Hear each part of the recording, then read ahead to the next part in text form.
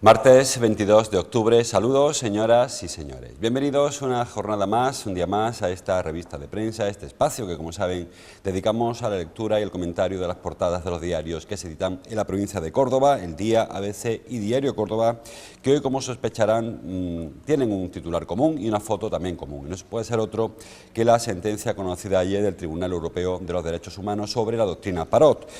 Son tres titulares muy parecidos y empezamos, como es habitual, por el diario Córdoba. Estrasburgo, se refiere a Estrasburgo, se conoce así este tribunal. Estrasburgo abre la puerta a la excarcelación de 55 etarras, titula el diario Córdoba. El diario ABC, muy parecido. Estrasburgo consuma la afrenta a las víctimas, titula. Y el diario El Día, también de manera muy similar, Estrasburgo abre la puerta a una cuarta parte de los presos de ETA. El Tribunal de Derechos Humanos, dice el diario El Día, acaba con la doctrina Parot. Los abogados de la etarra Inés del Río solicitarán 55 puestas en libertad y más tarde otras 75.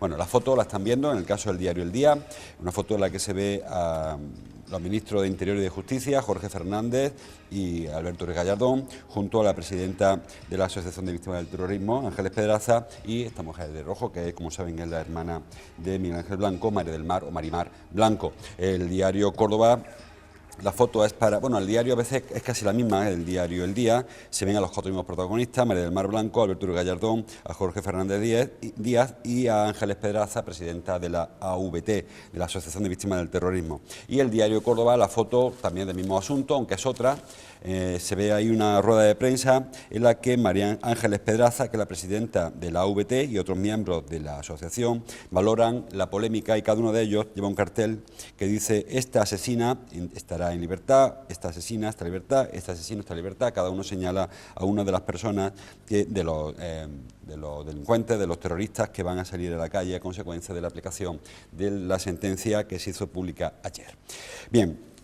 Se ha hablado muchísimo, yo tengo muy poco que aportar porque ha habido expertos que lo han hecho ya. Básicamente recordarles que la doctrina Parot lo que persigue es la ampliación de las condenas a presos de mayor gravedad. Básicamente se trata de que la justicia española o la legislación española condena igual un asesinato que dos. Es decir, ciertamente a los presos les caen condenas mayores. Si cometen un asesinato les caen 30 años, si cometen dos les caen 60, si cometen 10 les caen 300. Y así se va ampliando, porque además habitualmente los asesinatos de ETA, además de las penas por la muerte, había también penas por intento de homicidio para un asesinato frustrado, etcétera. Con lo cual había condenas, lo hemos estado oyendo estos días, de 3.000 años de prisión. Luego, esa es la teoría, pero la práctica, nuestro ordenamiento dice que no se puede estar en prisión más de 30 años, con lo cual, en definitiva, da igual que cumplas uno, o sea, que mates a una persona que a dos, que al final la condena siempre son 30. 1,30, 2,30, 3,30, 10,30, 25,30 años, porque no hay posibilidad de sumar más allá de 30 años. Bueno, además de eso, que ya para muchas personas es una afrenta, creo que para todo el mundo entiende que no es lo mismo matar a una persona que matar a 30 o a 10 o a 50, sin embargo la condena son 30 años. Encima de esto, el problema es que nuestra legislación permite una serie de beneficios penitenciarios, que además reduce las condenas no ya a 30, sino incluso a 20 o a 10, según cuál sea la decisión luego del juez del Tribunal de la Penitenciaría. Con lo cual hay condenas de 3.000 años que pueden quedarse en 20. Da igual que sea un año una condena que dos. Con lo cual se juntan dos cosas. Primero, que en España, en nuestra legislación, en ese momento, ahora se ven que se ha ampliado en algo y que hay una reforma que está promoviendo el ministro de Justicia para, efectivamente, que haya más condenas para delitos más graves.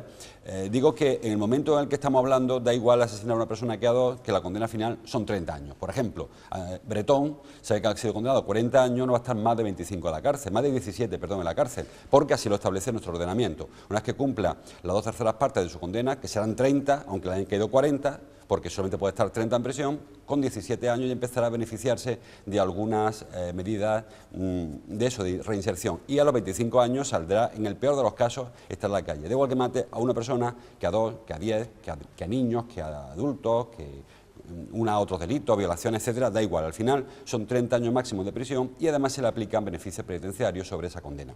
Bien, lo que hacía la doctrina Parot es que a esta pretendía que los beneficios penitenciarios se aplicaran al total de la condena, con lo cual al menos se conseguía evitar los beneficios penitenciarios que saliera la gente antes de los 30 años de la cárcel. Es decir, que si la condena era de 30 años saliesen a los 20 efectivamente, pero si eran de 60 ya no pueden salir a los 20, saldrían cuando cumpliese 20 años por una de las condenas y 20 años por otra de las condenas, con lo cual sería a los 40.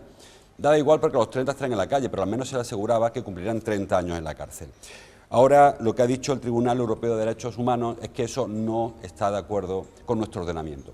Que si España quiere tener un ordenamiento en el cual se eliminen los beneficios penitenciarios, que se elimine o que se modifique. Pero tal y como está, tal y como estaba, porque eso hubo una reforma en el 2004 y una otra que está planeando ahora, tal y como estaba en el momento en el que entraron en la cárcel todas estas personas, todos estos presos, todos estos delincuentes que ahora están en cuestión, en ese momento no existía ese ordenamiento, con lo cual, si la ley dice que la condena máxima son 30 años y que considerando 2/3 partes, a los 20 años, por lo tanto, pueden empezar a pedir beneficios penitenciarios, pues que aplicárselo y no hay más que hablar.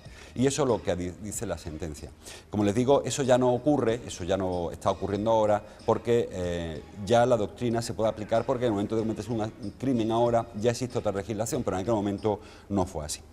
Eso es lo que ha dicho el tribunal, lo ha hecho en concreto para esta señora, esta terrorista, Inés del Río, esta mujer, que en su día pues, se encargó del asesinato de 14 guardias civiles en la plaza de la República Dominicana y algunos otros crímenes. Y fue condenada por ello a 3.800 años de prisión y lleva a la cárcel 20 y tantos. Bueno, hay que decir, tampoco porque no, las cosas queden en su sitio, no es por justificar nada, pero todos estos etarras que dicen los periódicos que van a salir a la calle ya pronto y tal, todos ellos llevan más de 20 años en la cárcel. Y algunos de ellos han pasado 8 o 10 años, incluso uno más, en la cárcel también en Francia. Es decir, que muchos de ellos, si no han cubierto la condena por completo, sí que están a punto de hacerlo. Es decir, que tampoco creo yo que se trata de pensar que van a salir de rosita de sus crímenes. Probablemente la condena sea menor de la que se merecieran, eso está un poco también en cada cual, pero la mayoría lleva mucho tiempo en la cárcel. Por ejemplo, aquí en el diario ABC, hace un recorrido por algunos de los que van a ser cuestionados. Inés del Río lleva 25 años en la cárcel y como máximo cumpliría 30, es decir, que le faltaban 5 años más de prisión.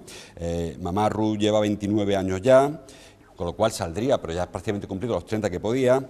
Chiquierdi ha cumplido 28 años, Cubati ha cumplido 26, Domingo Troitiño, que fue el del, si mal no recuerdo, el del Hipercor, lleva 26 años, Zubieta lleva 22 en prisión, Sabarte lleva 28, es decir, que muchos de ellos ya llevan mucho tiempo en la cárcel. No quiero decir que hayan cumplido con su responsabilidad social, pero tampoco es que da la sensación como de que entraron ayer a la cárcel. La mayoría de ellos llevan muchísimo tiempo en la cárcel, que quizás se merecieran muchos más, sobre todo teniendo en cuenta, como dice un periódico, que las condenas algunas de ellas eran condenas larguísimas. Creo que lo he visto en el diario El Día, donde hay una relación de los presos, de los reclusos, que van a ser ahora revisadas su sentencia a partir de la doctrina esta nueva, y hay algunas condenas que son especialmente largas, por ejemplo el caso de Inés del Río, donde aparecen condenas de más de 3.000 años de prisión.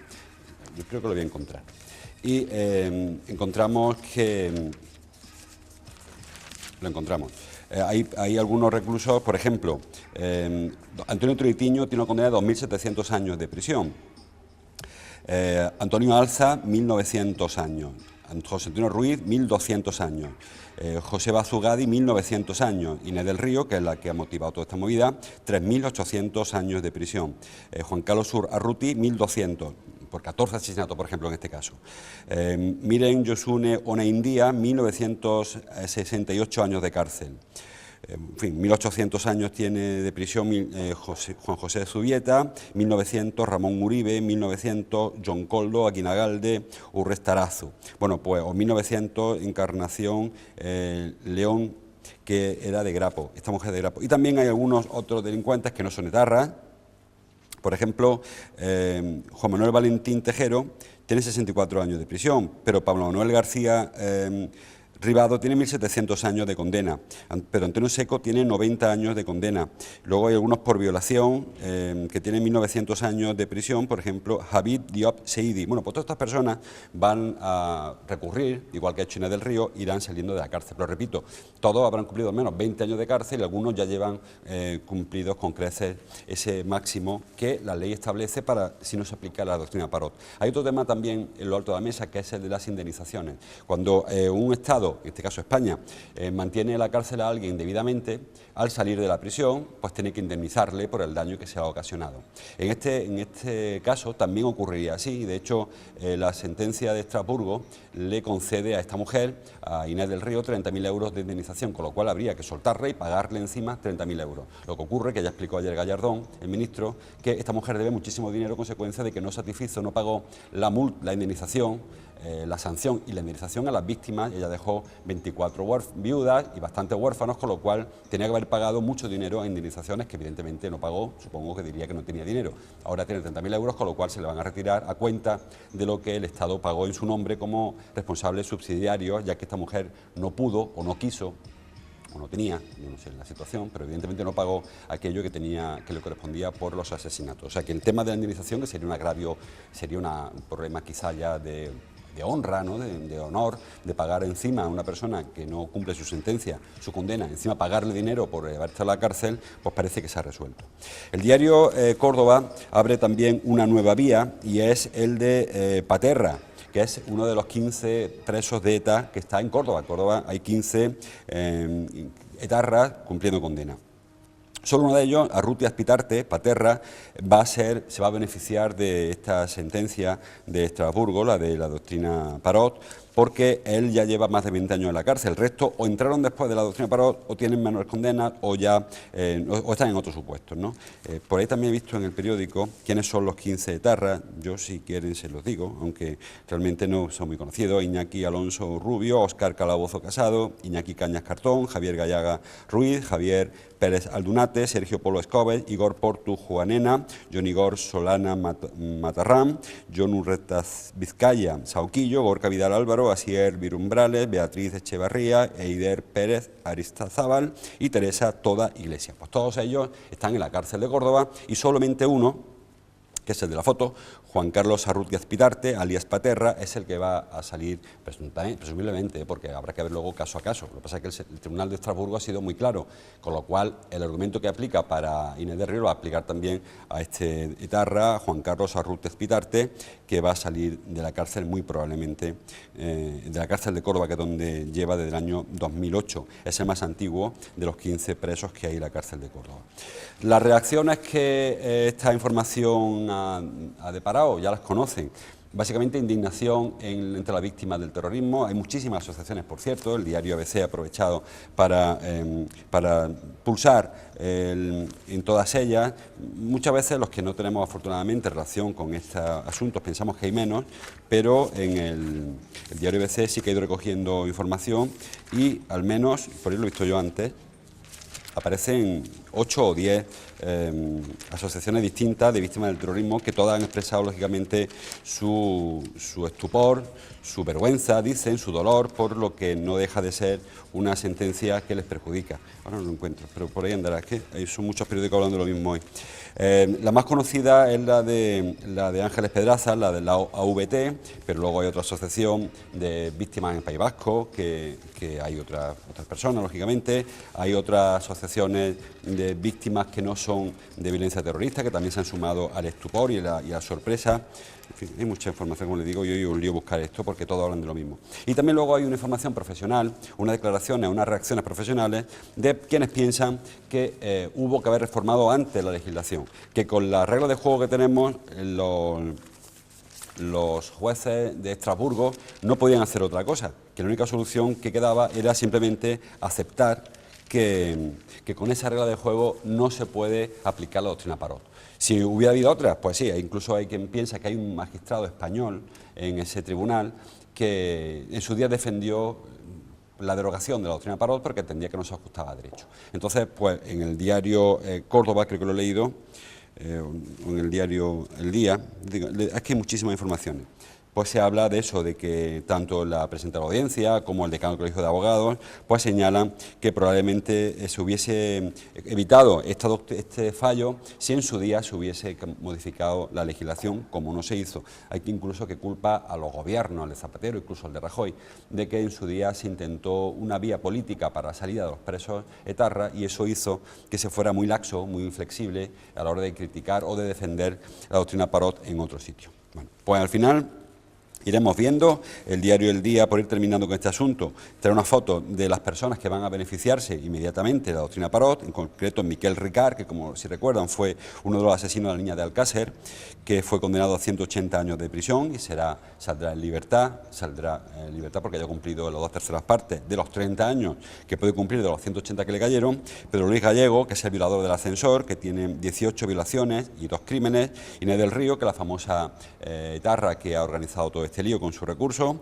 24 asesinatos y estará 23 años en la cárcel. Bueno, alguno más que estuvo antes en otro sitio. Troitiño está en Inglaterra en prisión, con lo cual, aunque se le libere la de España, seguirá cumpliendo condena en Inglaterra. Él tiene 22 asesinatos. Cubati, que es uno de los más sanguinarios, también quedará en libertad. Y Santi Potros, histórico de ETA, que fue condenado a más de 3.000 años de prisión y que también ha cumplido ya las 2/3 partes de la condena del máximo del periodo que puede estar nadie en prisión en España, que son 30 años. Bueno, pues son algunas de las reacciones, hay muchísimas, como comprenderán. El diario BBC solamente habla de esto en su portada, incluso adelantando parte de su artículo editorial, de qué derechos humanos hablamos. Habla de que es una sentencia desfavorable, que ordena la puesta en libertad de Inés del Río, asesina de 24 personas, que se va a estudiar caso a caso, no habrá una excarcelación masiva, sino que irán saliendo medidas que vayan ganando recursos, no se va a pagar indemnización, como comentábamos, y que las víctimas están indignadas ante esa sentencia, que por cierto era bastante esperable, porque ya había habido algún pronunciamiento previo y lo lógico es que pasara así porque conocíamos ya los antecedentes. No digo que sea justo, digo que era lo que todo el mundo se esperaba y tampoco a veces no se tiene tanta sorpresa. Bueno, pues este es el tema. Portada de los 3 periódicos de Córdoba y de todos los periódicos de España, probablemente de todos los periódicos casi de Europa, porque es una sentencia que marca un antes y un después en la lucha contra el terrorismo. Saben que ahora la situación del terrorismo vasco, sobre todo, está muy tranquila porque parece que el Estado de Derecho ha vencido a los grupos asesinos de ETA, con lo cual no hay asesinato hace muchísimo tiempo, hace creo que año y pico, 2 años, que no hay una víctima mortal de ETA y parece que ETA está en fase de solución definitiva. Pero esto sí que es cierto que ahora pone en la calle una serie de presos que van a ser convertidos en mártires, que van a recibir homenajes, que van a revitalizarse el movimiento de la izquierda Berchale y a ver cómo termina esta aventura.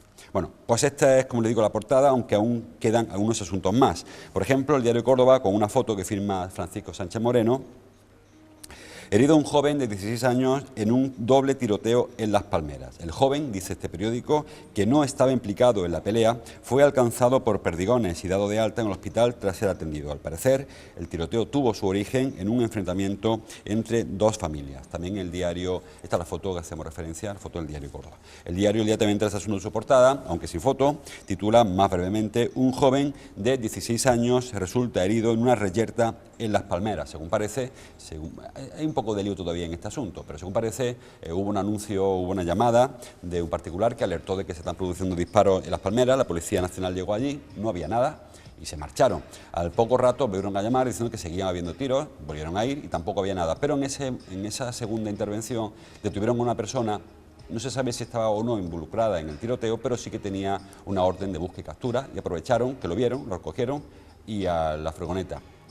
Y cuando llegaron cuando dieron por terminado el servicio, se hicieron más llamadas y se dieron cuenta de que había incluso alguien herido. Fueron a los hospitales y lo encontraron a este chico en urgencias de Reina Sofía, un chico con un disparo de perdigones que le afectaba la espalda y una pierna izquierda, creo haber leído. Con lo cual, pues ya se abrió de nuevo la investigación y se decidió o se sacó de sus declaraciones que él estaba simplemente en medio de una pelea que no iba con él, que eran 2 familias que tenían sus enfrentamientos, que se enfrentaron hasta en 2 ocasiones esa misma tarde de ayer, pero que este chico estaba en medio y no tiene nada que ver con la película, pero sí que se llevó el perdigonazo. Así que este es un suceso que está todavía por aclarar del todo, aunque en principio nos quedamos con esta consecuencia, que el chaval está dado de alta, no tiene mayor gravedad, nada más que el perdigonazo y el susto que se llevó a él y su familia, lógicamente. También dice los periódicos, y en este caso coinciden también el Córdoba y el Día, en la ABC hemos visto que no trae nada más en su portada, con el tema del aforo del olivar. El aforo del olivar, o el aforo del aceite, es una previsión que se hace en cuanto a cómo va a ir la campaña. Dice el diario Córdoba que la provincia de Córdoba casi duplicará su producción de aceite, en concreto la elevará al 96%. La Consejería de Agricultura prevé una campaña de 273.774 toneladas de aceite de oliva para la provincia de Córdoba. El valor de la producción se situará en unos 467 millones de euros y generará 4,5 millones de jornales. El sector cuestiona las previsiones de la Junta. Y el diario El Día, en la portada, con foto para herbívoras, en la parte superior del periódico, la Junta prevé que la producción de aceite se duplique en esta campaña. Y tienen la consejera y tienen el titular. Bueno, son dos datos los que aporta el diario Córdoba, que los dos creo que merecen algún comentario. En cuanto a que se duplique, es cierto que se puede duplicar, pero es cierto que el año pasado fue muy mala la campaña, con lo cual se duplica y se alcanzan valores parecidos a los de la campaña anterior, no la del 2012-2013, sino la del 2011-2012, donde fue muy parecida a la nuestra. Esta de este año va a ser superior, pero no tan superior como el 96% que marca el aforo para este año. Quiere decir eso que más que sea una campaña espectacular, es que el año pasado fue muy mala y este año se recupera la tónica habitual. ¿Por qué dice el diario Córdoba que el sector cuestiona las previsiones? Básicamente porque cuando hay poco aceite se encarece, cuando hay mucho aceite se abarata. Las cooperativas sobre todo lo que temen es que la previsión de que llegue muchísimo aceite, las almazaras paguen muy poco por el aceite, o los envasadores, o la gente que luego distribuye el aceite. Ya le digo, si hay poco aceite, el poco que haya, habrá que pagarlo al precio que nos pidan. Pero cuando el aceite va a rebosar los molinos, porque este año va a haber mucho aceite, pues previsiblemente luego los que lo comercialicen van a pagar poco. Así que tanto FAECA como algunas de las cooperativas, como otras plataformas o organizaciones empresariales han dicho ya que no tiremos las campanas al vuelo, que puede ser que no, que faltan unos días, que no llega la lluvia, que no está engordando el fruto, que es verdad que hay mucha aceituna en el árbol, pero que la aceituna no va a dar resultado en el molino después. En fin, intentando aguar un poco la fiesta, creo yo que más bien en previsión de que se le caigan los precios y que se intente trabajar para luego ganar igual el año que hay poca, que hay mucha, porque al final lo que gana el agricultor es casi lo mismo, entre las ayudas que le vienen de Europa y que cuando es barato, cuando hay mucho se paga barato, cuando hay poco se paga caro, al final o echas 100 jornales o echas 500, pero el resultado al final puede ser muy parecido. Así que lo que se intenta desde la patronal agraria, las patronales, distintas patronales, FAECA, las cooperativas, es enfriar un poco los ánimos y decir, vamos a coger la aceituna y luego la pesamos y no vayamos ahora ya advirtiendo a los compradores que paguen poco porque viene mucha aceituna, porque eso le va a perjudicar a ellos como productores, lógicamente. También hay una información que coincide en los periódicos, no solamente la del diario Córdoba, y es sobre el Consejo de Vincorsa que se celebra mañana. Ayer Luis Martín, presidente de la Gerencia Municipal, adelantó algo de lo que se va a aprobar mañana en el Consejo Rector de la Gerencia. Por ejemplo, que Vincorsa proyecta construir 191 viviendas el próximo año. También dice que se prolonga el plazo para la inspección técnica de vehículos. Bien, en cuanto a lo de Vincorsa, básicamente lo que va a hacer es crear una segunda fase de los edificios, de los apartamentos que vimos hace unos días que entregaban las llaves la ministra Ana Pastor y el alcalde de Córdoba. Son viviendas tuteladas, si quieren, para personas mayores, son apartamentitos muy monos, muy pequeñitos, que permiten pues que las personas mayores vivan. Hay aquí una recreación del edificio, a ver si puede Álvaro mostrarla. Y lo que hacen es ampliar esta iniciativa. Ya he construido 100 y pico apartamentos, 155, y ahora se construiría.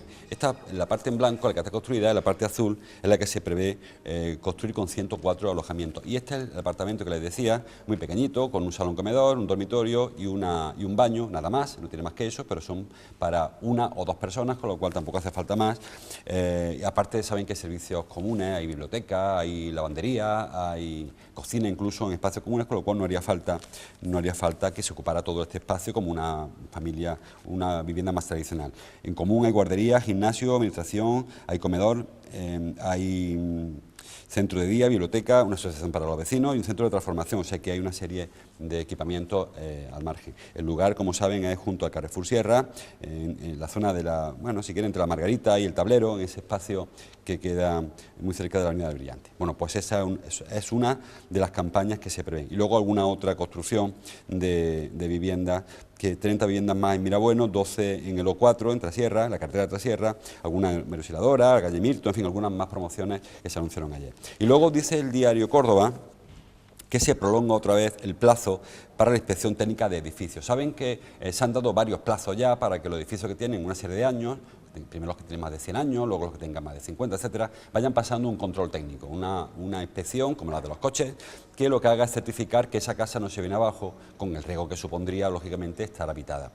Dice esto porque están llegando unas cartas a los vecinos del casco antiguo, una especie de asustaviejas, en la que les dicen que o pasan la ITV este año o le van a multar con hasta 6.000 euros. Lo más grave es que este pasquín que le echan a los buzones lo firman en un estudio de arquitectos, con lo cual lo que pretenden, creo yo, es hacer negocio a cuenta del miedo de la familia de que les multen, no ya porque se caiga la casa de encima, que tendrán su miedo, sino porque les sancionen con 6.000 euros. Bien, ayer dijo Luis Martín que las sanciones no son de 6.000 euros en ningún caso y que además no se han previsto aún sanciones. Hay un plazo que se ha prorrogado, con lo cual ni siquiera estamos fuera de plazo, y en el caso hipotético de que se marcara un fin de plazo y de que el plazo se cumpliera y no se hubiese hecho la inspección, no serían 6.000 euros de sanción, con lo cual, bueno, pues está incluso investigando de dónde provienen estos pasquines, porque son publicidad engañosa, es una alerta engañosa, y lo que están intentando es aprovechar el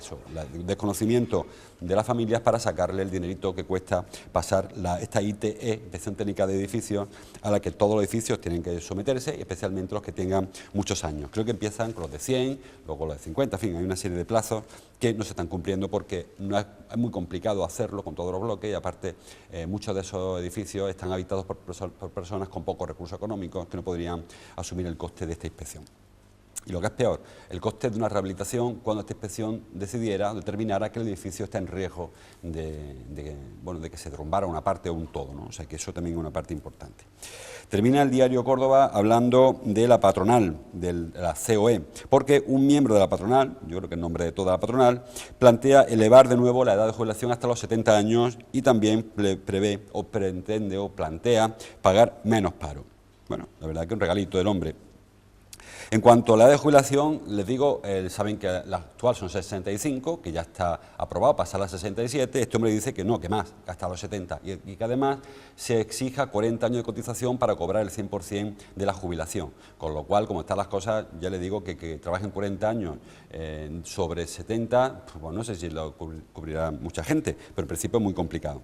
Y en cuanto a lo de pagar menos paro, él dice que hace falta extender el periodo de prestación de desempleo, no como ahora que son 2 años, sino ampliarlo algo más, pero que los primeros meses se cobre menos para intentar que el recién parado, valga la expresión, se incorpore rápidamente al mercado laboral. Dice que hay ahora, con el actual sistema, pues la gente se toma los primeros meses del paro como unas vacaciones, porque entiende que ha trabajado mucho, que está cansado, que además habitualmente los periodos o el momento del despido suele ser bastante polémico y traumático, con lo cual se lo toma como un descanso. El famoso necesito desenganchar y necesito descansar.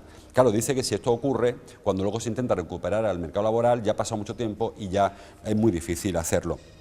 Yo tengo dos o tres razonamientos o argumentos que da este hombre. Bueno, este hombre se llama José Luis Feito, y está aquí una foto, y curiosamente este hombre que advierte de que el Estado está pagando mucho a servicios sociales, este hombre es presidente de la patronal de autopistas. Ha pedido subvención para su sector porque dice que las autopistas, si no se le da una ayuda, van a tener que cerrar. Y por cierto, pide ayuda para las autopistas privadas, pero pide que se pague por autovías públicas porque entiende que es la única forma, que todos paguemos por coger el coche. No sé si este hombre, sus argumentos son de mucho peso. En cuanto a lo de ampliar la de jubilación, creo que un país con 6 millones de parados, si encima limita que las personas mayores abandonen el mercado laboral, lo que hacen es que retrasa la incorporación de los jóvenes. Es decir, las previsiones que hace el Gobierno, que hace cualquier institución, prevén que durante los próximos años hay personas que van a jubilarse y van a permitir que personas en paro se incorporen a su trabajo. Si ahora pasamos 5 años más la de jubilación, habrá 5 años más en los que no habrá posibilidad de que las personas en paro se incorporen a reemplazar a los jubilados, con lo cual no sé hasta qué punto ampliar la edad de jubilación no hará sino agravar el problema, porque una persona con 68 años probablemente rinda menos en una empresa que un chaval con 20 y tendrás al parado de 20 y tendrás al de 68 trabajando, cuando creo que lo lógico sería incluso adelantar las jubilaciones para permitir que personas jóvenes que rindan más se incorporen y el parado que adelante su jubilación. En fin, es una idea, pero yo creo que esto me va justo al contrario. Y en cuanto a lo de la prestación por el desempleo, creo que el problema no es que las personas descansen o no descansen, el problema es que hay personas ya que llevan 2 y 3 años sin trabajo. No se trata de que la gente no se queda en paro porque quiere habitualmente, o casi nunca. Y es cierto, esta frase que es muy conocida, la de que tengo que desenganchar, tengo que desconectar, tengo que descansar, pero probablemente eso se arreglaría pues aplicando unas políticas activas de empleo que beneficiaran la reinserción laboral y no simplemente quitándole el paro, pagándole en vez de las 800 o 1.000 que ganen, pagando la mitad porque le obligaría a buscar salida en otro sitio, el famoso dinero en B que tanto nos molesta, tanto nos sorprende y está tan en la calle. Fíjate que creo que son desafortunadas estas declaraciones de este señor, de tal José Luis Feito, que como les digo, está con una mano pidiendo que se acabe la subvención y con la otra poniéndola para que se la den a él y a su sector, que parece que esas les molestan menos. Creo que la patronal debería también ponerse en el papel de todos y no solamente en el papel de los empresarios. El diario Córdoba no tiene nada más, creo, pues no. Y el diario El Día, que es el que me falta, muy rápidamente, porque como siempre se nos va de hora, una encuesta que ha hecho el Consejo de Estudiantes de la Universidad de Córdoba en la que asegura que los alumnos de la UCO, de la Universidad de Córdoba, denuncian la mala praxis de los docentes. Bueno, yo en principio no sé si habrá mala praxis o no, pero hay que decir que la encuesta se ha hecho de una manera muy poco técnica y no quiero tampoco criticar lo que no conozco en profundidad, pero es una encuesta que se ha hecho a través de redes sociales, a través de anónimos, con lo cual yo no sé si las 60 denuncias de mala praxis, de mala práctica en definitiva, de los profesores, pues es cierto o es que alguien con alguna inquina o incluso algunos exalumnos han mandado un Twitter, porque no sé cómo se ha hecho esa encuesta. Repito, son 60, de los cuales 30 corresponden a la Facultad de Derecho, 20 corresponden a Filosofía y Letras y 10 o 12 corresponden a la Politécnica. El resto parece que no hay mala praxis, o se ve que allí hay otro tipo de encuestas. No la critico en contenido, sino en la forma en la que se ha elaborado. Creo que hay cosas que corregir en todos sitios, hay cosas que mejorar en todos sitios y también en la Universidad de Córdoba, pero no sé si esta encuesta que ha elaborado el Consejo de Estudiantes se ajusta técnicamente a los parámetros con los que debe hacerse un estudio de estas características. ¿Es un chivato que se enciende? Pues sí, hay que alertar al Consejo de Gobierno de la UCO de que hay alumnos que no están contentos con la praxis con la práctica de los profesores y reclaman que haya una modificación. Pero, repito, no sé si esta fórmula de un estudio anónimo de muy poco, no se ha hecho una estimación por centro, sino que se ha abierto un buzón para quien quiera que denuncie, pues no sé si es sospechoso, vamos, si es riguroso o no, quiero decir. Y termina el diario El Día, ya fuera de hora del todo, anunciando que ellos mismos, el diario El Día ha ganado el premio Luis Portero por una serie de reportajes sobre trasplante. El premio Luis Portero, un premio que se concede precisamente por hablar de trasplante, y en este caso lo han ganado Rafael Carlos Mendoza y Álvaro Carmona, el fotógrafo y redactor y fotógrafo, por una serie de entrevistas que publicaron en este periódico. Nosotros damos la enhorabuena tanto al diario como a Rafael Carlos y a Álvaro, que son los dos que han ganado este premio. Así que enhorabuena, y con este anuncio y con la lluvia que está anunciada ahí arriba también dejamos esta sección por hoy. Les invito, como habitualmente, a que continúen con la programación y que mañana, que será miércoles, acudan de nuevo a esta cita para seguir conociendo qué dicen los periódicos de Córdoba. Hasta entonces, como siempre, gracias por su atención.